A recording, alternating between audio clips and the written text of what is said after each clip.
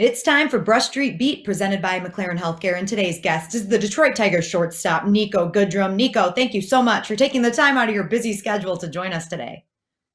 No problem. Let's talk some baseball before we get into some other questions we have for you. But you have been really hot. You went 4 for 4 last night against the Red Sox, including a solo home run. So it really seems like you're starting to find your groove. Like I said, especially in these last 4 starts for you. What seems to be the difference lately? Um, things are just clicking. My work has not changed. I get working every day on both sides of the ball. I'm seeing the ball pretty good, and every day is just me trying to find a way to get better. So right now, everything's clicking. Niko, when you look at this Tiger Club, I'm kind of curious. I know a baseball player, you're playing 60 games this season, but 162, you're playing every day. The old cliche, let's take it one game at a time. But when you look at the next 2 weeks where you're playing some of your nemesis in the White Sox and then the Indians, do you look that far ahead and say, okay, this could be a major make or break point of our season, how well we do against the Tribe and the Sox?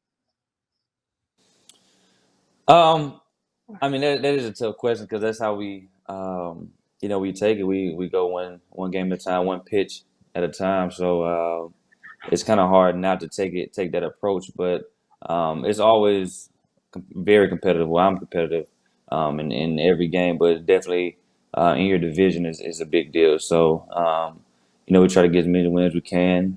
Everyone knows that, and definitely in your division, we try to do that too.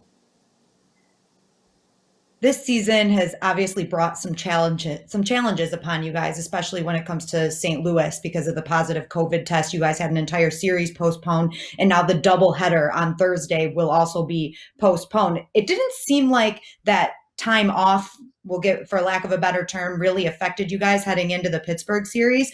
So when this happens, how do you guys stay mentally and physically prepared and in game shape? Well, for me, I use that those 4 days to kind of reflect on what I could do to get better. My bat was kind of cold then, so I used that time to reflect on what I was doing wrong, what I could improve on, and then taking it to the field in the stadium. So we still worked out each day, so to just stay ready. But nothing compares to a game. So getting your game reps in and doing that, taking that work that you're doing, the extra work in to the games what's gonna do it. So um, it's tough. It's weird because you're so used to playing so many games once the season starts, but then you sit there and it's 4 days off, and it doesn't seem right. Just like the second off season we had didn't seem right. So, but you just try to stay locked in, and us going to the stadium every day does that. Last time we had you on the word on Woodward, you were back in Georgia, your home. You showed off your nice home gym, a little bit off the wall here, but I'm kind of curious. Have you brought any of your gym equipment with you, or do you have a second gym here in Michigan? No, no, I didn't travel with any gym equipment. We use everything at the stadium. All the equipment there, we have everything there to use. So I take advantage of that. Niko, another thing that we wanted to talk to you about is this weekend is actually the annual celebration for the Tigers' Negro League history, and it's a really great moment. Obviously, the celebrations will look a little bit different this year because of COVID-19, but in being a part in all of these celebrations and the events that normally take place during this weekend, how do you feel being a part of it? Because it has to be pretty spectacular seeing how the game is growing and how it continues to change.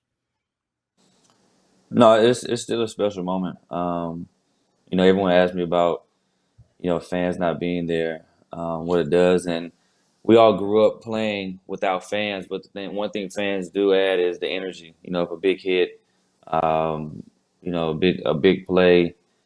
So missing the fans is a huge part. I mean, having the fans there is a huge part that we miss. So with anything, if you're celebrating anything, and their energy really really adds to it. So um, it's still a special moment. The fans add that energy as well, but um, you know, we'll find a way to still celebrate the same way. What does it mean to you to put on that Stars uniform, that Detroit Stars uniform, which is has that real classic kind of look to it? Is it when you put it on, do you get a emotional, a sense of pride? Uh, what goes through your mind when you put that particular jersey on? It just make you you're just grateful. They paved the way um, for me to be able to play this game.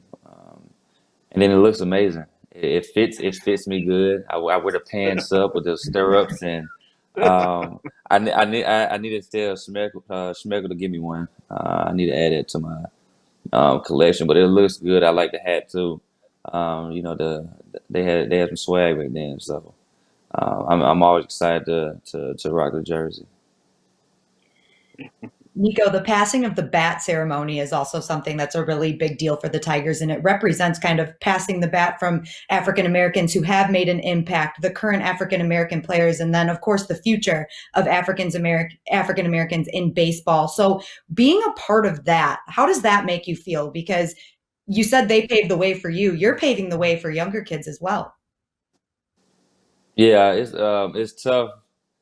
I always had a hard time looking at myself in that way. That I always looked at myself as Nico, and that's just how I've been. And it's a special moment to pass that bat, and then knowing that also I'm getting older, and no one wants to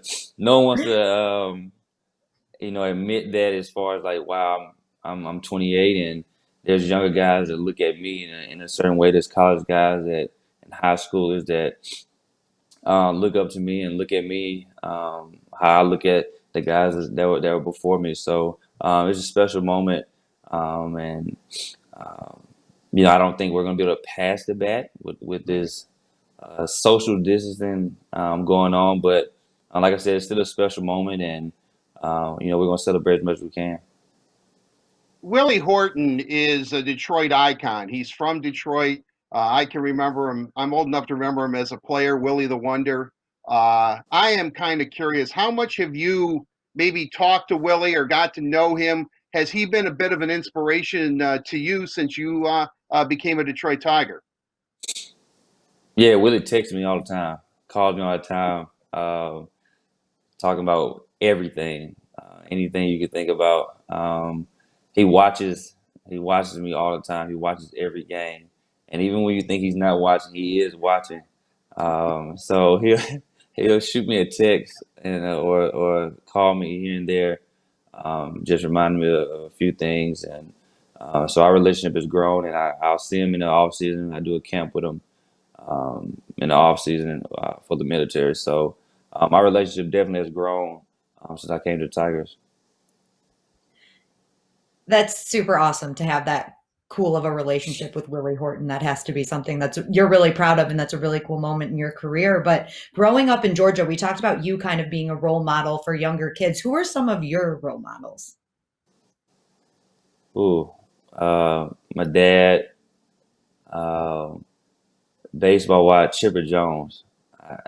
Braves were in Georgia. Braves are humongous. Um, that was the thing in Georgia. So as far as baseball, it had to be Chipper Jones. Everyone loved Griffey's stance, so definitely Griffey, Hank Aaron, Mhm. and that's just a few. But the biggest, my greatest athlete of all time is Kobe.